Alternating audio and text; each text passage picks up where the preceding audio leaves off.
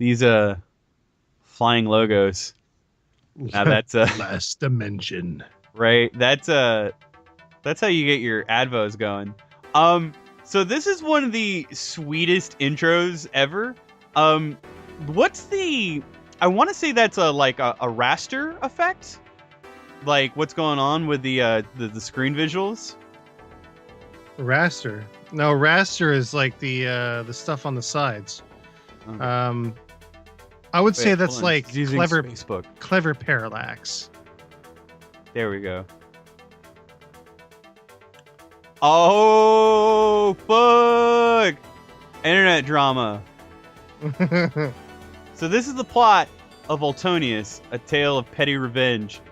Dude caught talking mad shit by the name of Space Prince on her Spacebook wall. Now she gonna fucking take it to her. And yeah, dude, way too much jiggle. Lots of jiggle. But anyway, this is the Ouya version that before it was greenlit on Steam. Which now like Oh yeah? Oh yeah. It's which man. Now Ouya is pretty much like what I like to call where Steam greenlight games go to die. Like when they fucking when they can't get lit, I'm like, oh well, we got that, I guess. So, still there's not a whole lot going on with it since Razer bought it. But they were able, I don't know, man, that whole thing.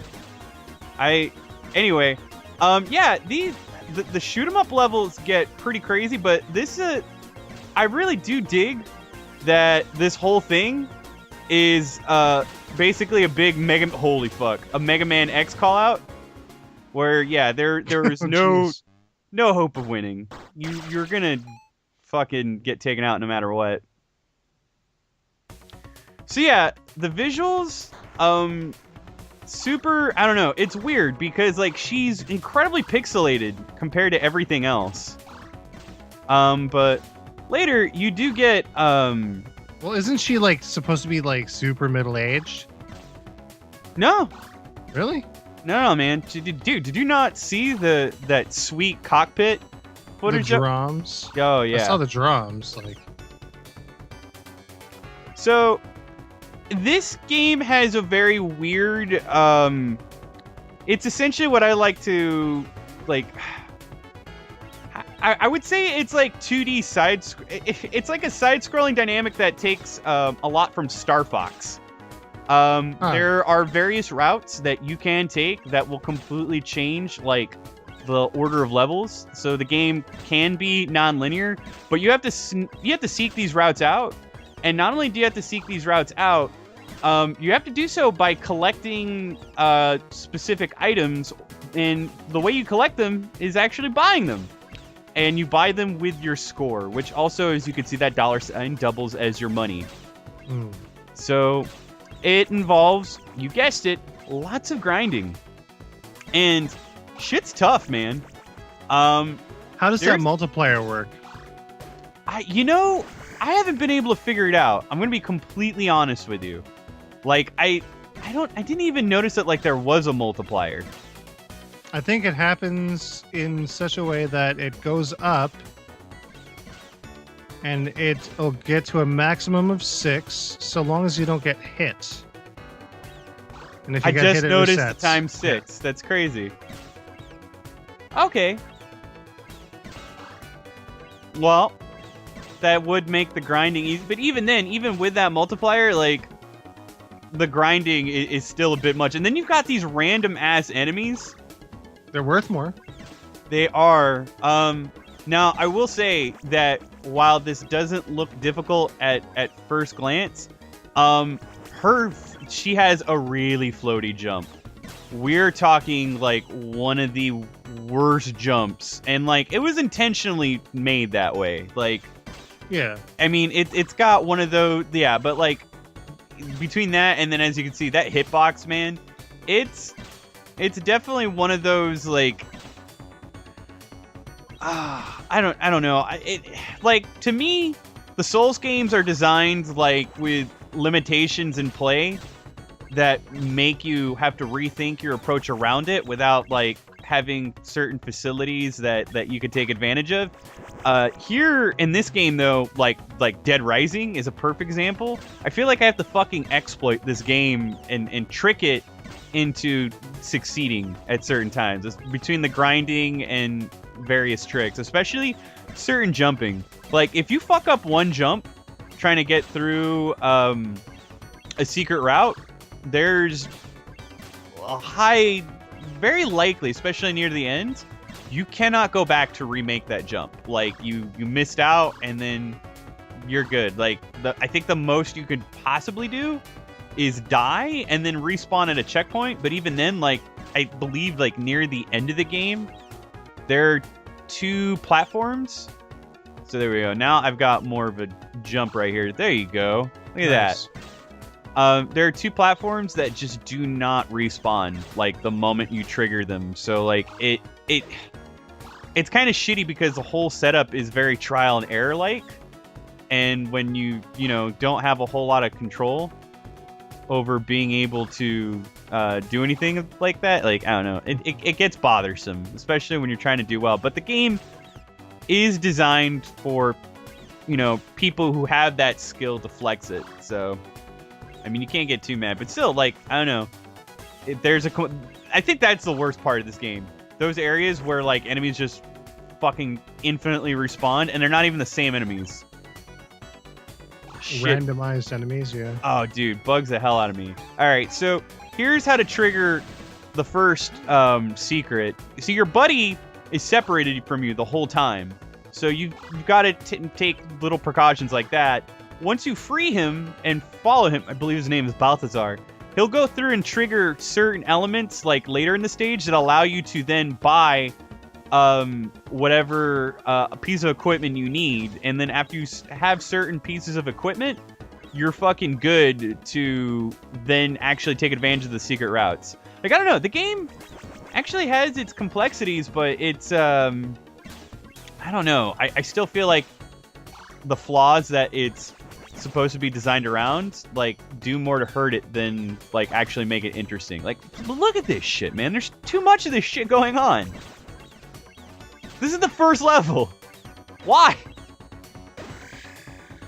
So, okay, I've seen this this game, like, advertised and stuff. How much of this is actually shoot 'em up, or is it all just run and gun? There are 3 levels that are shoot 'em up. Out of how many?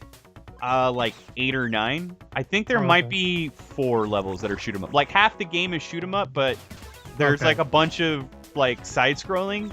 Right. And then you get to that. And the actual, like, shmup levels, they are relatively short, like you would see from the very first so there, that jump that you just saw me make, if I fucked that jump up, there was no way I would have been able to get back up here. And this area right here is integral to activating the first level secret.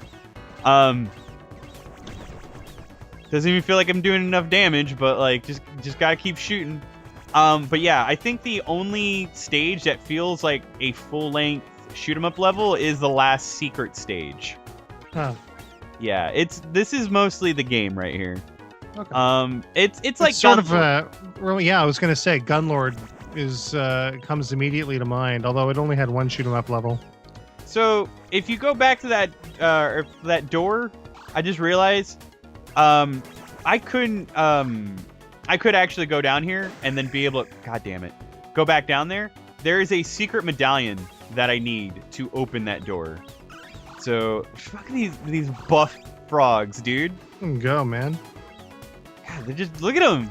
Look at them flex, bro. Like, look at these frogs lift. Do you even lift? Like, look at it. I love that fucking, like, straight gym bro swagger, though. They're fucking flexing their shit. Ew. Oh, and then here, okay, so that is the medallion that we need. Bam. Okay. nice. So now we just need to make it back to the door and door that door. Jesus, dude. Do we know who did the soundtrack? I want to say, I think Jake Kaufman may have actually done it. Sure does sound like it, doesn't it? Yeah. Dude, it's so weird. Like, I thought he had a very insular, like, circle of work, but you find a lot of his stuff on like just about everything. Like he did a soundtrack for the Black Level for Dodonpachi. Did he now? He did, yeah. It's called, well, Ketsupachi because it sort of does Ketsui and Dodonpachi, but it's apparently the best soundtrack that's come out of the series in a while. So the Skullgirl, the team behind Skullgirls, they're doing Indivisible. The prototype actually came out. That's going to be another play coming up soon. And that game is goddamn beautiful. I believe he's also doing the soundtrack for that. So there we go. We got through this door. So Sarah, how do you feel like? I think this like area of the level is probably the most reflective of. Oh shit, dude! Got to get this Super Mario Brothers 2 fucking merchant. That Pidgeot on a rug. So oh yeah, look at him. What? So fuck it. I chose my cape and look at that. Oh, I'm bumping too. She rocks that cape well. All right, so we've gotten to our first boss here. And this boss is a goddamn bitch. Like, keep in mind, you have 10 lives for the entire game.